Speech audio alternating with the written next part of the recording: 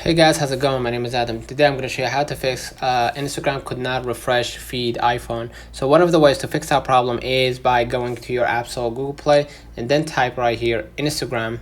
Okay, you're going to make sure that your Instagram is fully updated to the latest version, and if it is, just go ahead and see how it's done. If it still didn't work out for you, what you're gonna do, you could just go back to your screen and then go ahead to your settings. And what I'm gonna do, I'm gonna just go ahead into my general right here and then go ahead to the iPhone storage.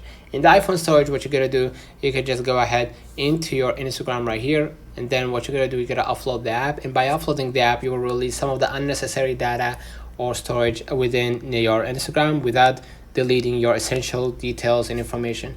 And then you're going to be able to see the same button, and you're going to see instead a reinstall, and you're going to be able to reinstall the app, and you're going to check mostly they will it will work out. Let me know in the comments if this video helped you. Don't forget to like and subscribe, and thank you for watching.